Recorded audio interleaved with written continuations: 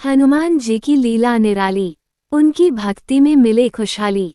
तेरी महिमा सब पर भारी, श्री राम भक्त हनुमान की जय। बजरंग बली आप पर अपनी कृपा हमेशा बनाए रखें, आपकी सभी मनोकामनाओं को पूर्ण करें। आपका दिन मंगलमय हो। आज मंगलवार का दिन है, राम भक्त हनुमान जी का दिन है और आज हम आपको हनुमान जी के जन्म की कथा को सुनाएंगे। इसके बाद हम हनुमान जी की और भी कथा को सुनेंगे। आइए तो सबसे पहले सुनते हैं राम भक्त हनुमान जी के जन्म की कथा। सूर्य के वर से सुवर्ण के बने हुए सुमेरु में केसरी का राज्य था। उसकी अति सुंदरी अंजना नामक स्त्री थी। एक बार अंजना ने शुचि स्नान करके सुंदर वस्त्राभूषण धारण किए। उस समय पवन देव ने उसके कर्णरंध्र में प्रवेश कर आते समय आश्वासन दिया कि तेरे यहाँ सूर्य, अग्नि एवं सुवर्ण के समान तेजस्वी, वेद वेदांगों का मर्मज्ञ, विश्वंध्य महाबली पुत्र होगा, और ऐसा ही हुआ भी। कार्तिक कृष्ण चतुर्दशी की महानिशा में अंजना के उदर से हनुमान जी उत्पन्न हुए। 2 प्रहर बाद सूर्योदय होते ही उन्हें भूख लगी। माता फल लाने गई। इधर लाल वर्ण के सूर्य को फल मानकर हनुमान जी उसको लेने के लिए आकाश में उछल गए। उस दिन अमावस्या होने से सूर्य को ग्रसने के लिए राहु आया था, किंतु हनुमान जी को दूसरा राहु मानकर वह भाग गया। तब इंद्र ने हनुमान जी पर वज्र प्रहार किया। उससे इनकी थोड़ी टेढ़ी हो गई, जिससे ये हनुमान कहलाए। इंद्र की इस दृष्टता का दंड देने के लिए पवन देव ने प्राणी मात्र का वायु संचार रोक दिया। तब ब्रह्मादि सभी देवों ने हनुमान को वर दिए। ब्रह्मा जी ने अमितायु का, इंद्र ने वज्र से हत न होने का, सूर्य ने अपने शतांश तेज से युक्त और संपूर्ण शास्त्रों के विशेषज्ञ होने का, वरुण ने पाश और जल से अभय रहने का, यम ने यमदंड से अवध्य और पाश से नाश न होने का, कुबेर ने शत्रुमर्दिनी गदा से निःशंक रहने का, शंकर ने प्रमथ और अजेय योद्धाओं से जय प्राप्त करने का, और विश्वकर्मा ने मय के बनाए हुए सभी प्रकार के दुर्बोध्य और असह्य अस्त्र शस्त्र तथा यंत्रादि से कुछ भी क्षति न होने का वर दिया। इस प्रकार के वरों के प्रभाव से आगे जाकर हनुमान जी ने अमित पराक्रम के जो काम किए, वे सब हनुमान जी के भक्तों में प्रसिद्ध हैं, और जो अश्रुत या अज्ञात हैं वे अनेक प्रकार की रामायणों, पद्म, स्कंद और वायु आदि पुराणों एवं उपासना विषय के अगणित ग्रंथों से ज्ञात हो सकते हैं। आइए अब दूसरी कथा को सुनते हैं। जब श्री राम को हरा दिया भक्त हनुमान जी ने। उत्तर रामायण के अनुसार अश्वमेघ यज्ञ पूर्ण होने के पश्चात भगवान श्री राम ने बड़ी सभा का आयोजन कर सभी देवताओं, ऋषि मुनियों, किन्नरों, यक्षों व राजाओं आदि को उसमें आमंत्रित किया। सभा में आए नारद मुनि के भड़काने पर एक राजन ने भरी सभा में ऋषि विश्वामित्र को छोड़कर सभी को प्रणाम किया।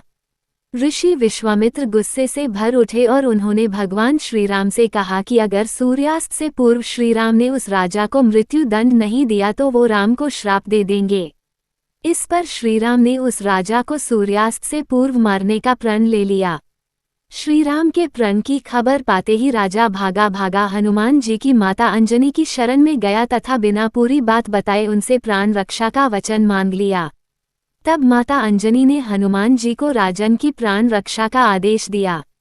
हनुमान जी ने श्री राम की शपथ लेकर कहा कि कोई भी राजन का बाल भी बांका नहीं कर पाएगा, परंतु जब राजन ने बताया कि भगवान श्री राम ने ही उसका वध करने का प्रण किया है तो हनुमान जी धर्म संकट में पड़ गए कि राजन के प्राण कैसे बचाएं और माता का दिया वचन कैसे पूरा करें तथा भगवान श्री राम को श्राप से कैसे बचाएं।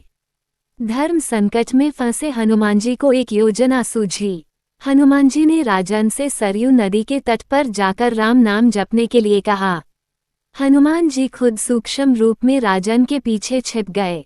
जब राजन को खोजते हुए श्री राम सरयू तट पर पहुंचे तो उन्होंने देखा कि राजन राम राम जप रहा है। प्रभु श्री राम ने सोचा, ये तो भक्त है, मैं भक्त के प्राण कैसे ले लूं। श्री राम ने राजभवन लौटकर ऋषि विश्वामित्र से अपनी दुविधा कही।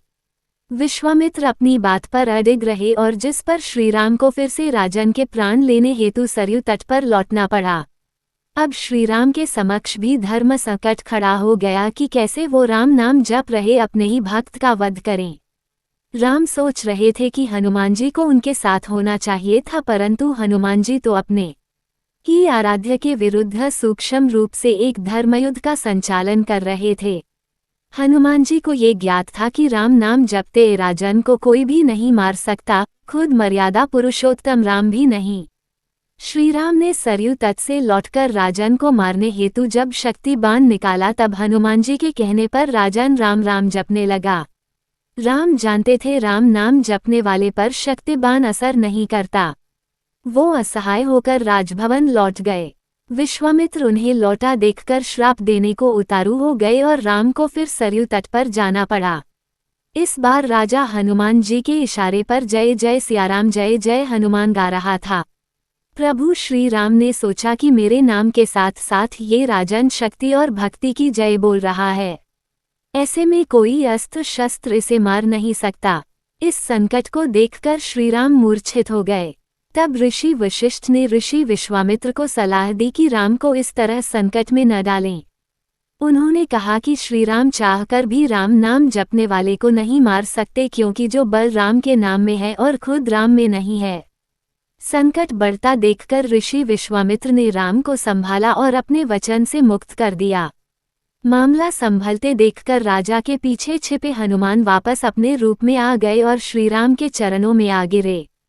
तब प्रभु श्रीराम ने कहा कि हनुमान जी ने इस प्रसंग से सिद्ध कर दिया है कि भक्ति की शक्ति सदैव आराध्य की ताकत बनती है तथा सच्चा भक्त सदैव भगवान से भी बड़ा रहता है।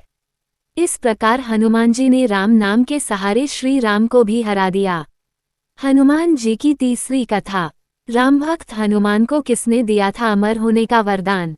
वाल्मीकि रामायण के अनुसार रावण का वध करने और लंका पर विजय प्राप्त करने के बाद प्रभु श्री राम अयोध्या लौटे, तब उन्होंने युद्ध में साथ देने वाले सभी वीरों को उपहार दिया।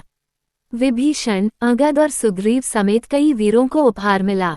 इस दौरान हनुमान जी ने भगवान श्री राम से याचना करते हुए कहा कि यावद् रामकथा वीर चरिष्यति महितले तावत् शरीरे वत्स्युन्तु प्राणामं न संशय। यानी, हे राम, इस लोक पर जब तक राम कथा प्रचलित रहे तब तक मेरे प्राण शरीर में बसे रहें। हनुमान की याचना पर श्री राम ने आशीर्वाद देते हुए कहा कि इवमेतत् कपिश्रेष्ठ भवेता नात्र संशय चरिष्यति कथा यावदेशा लोके च मामिका तावत्ते भवेता कीर्ति शरीरेऽप्यवस्तथा लोका ही यावत् स्थास्यन्ति तावत् स्थास्यन्ति मे कथा। यानी, हे कपि श्रेष्ठ, इस संसार में जब तक राम कथा प्रचलित रहेगी तब तक तुम्हारी कीर्ति अमिट रहेगी, तुम्हारे शरीर में प्राण रहेंगे। ये लोक बने रहने तक मेरी कथाएं भी प्रचलित रहेंगी। निसंदेह ऐसा ही होगा। ये भी मान्यता है कि जब हनुमान जी माता सीता की खोज में लंका पहुंचे और उन्होंने श्री राम की अंगूठी सीता को दी, तब प्रसन्न होकर माता सीता ने हनुमान जी को अजर अमर होने का वरदान दिया था। आइए अब चौथी कथा को सुनते हैं। एक समय की बात है, एक ब्राह्मण दंपत्ति की कोई संतान नहीं थी, जिस कारण वह बेहद दुखी थे। एक समय ब्राह्मण वन में हनुमान जी की पूजा के लिए गया। वहां उसने पूजा के साथ महावीर जी से एक पुत्र की कामना की। घर पर उसकी स्त्री भी पुत्र की प्राप्ति के लिए मंगलवार का व्रत करती थी। वह मंगलवार के दिन व्रत के अंत में हनुमान जी को भोग लगाकर ही भोजन करती थी। एक बार व्रत के दिन ब्राह्मणी ना भोजन बना पाई और ना ही हनुमान जी को भोग लगा सकी।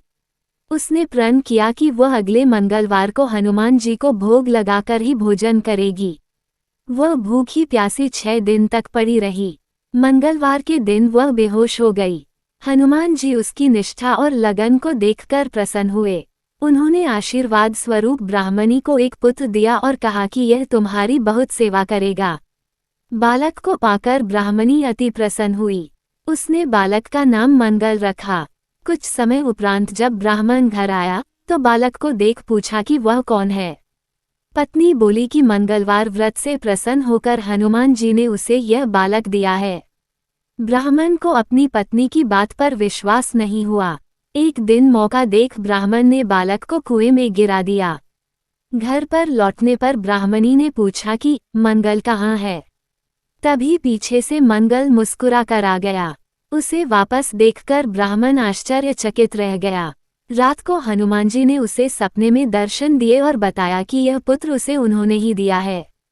ब्राह्मण सत्य जानकर बहुत खुश हुआ। इसके बाद ब्राह्मण दंपत्ति प्रत्येक मंगलवार को व्रत रखने लगे। जो मनुष्य मंगलवार व्रत कथा को पढ़ता या सुनता है और नियम से व्रत रखता है, उसे हनुमान जी की कृपा से सब कष्ट दूर होकर सर्व सुख प्राप्त होता है और हनुमान जी की दया के पात्र बनते हैं। आज की कथा में बस इतना ही। आशा करती हूँ आपको वीडियो की जानकारी पसंद आई होगी। ऐसे ही रोजाना एक नई वीडियो देखने के लिए इस चैनल को जरूर सब्सक्राइब करें और वीडियो पसंद आया हो तो लाइक और शेयर करना ना भूलें, क्योंकि वीडियो बनाने में बहुत मेहनत लगती है और आपके एक लाइक से बहुत मोटिवेशन मिलता है। जय जय बजरंग बली।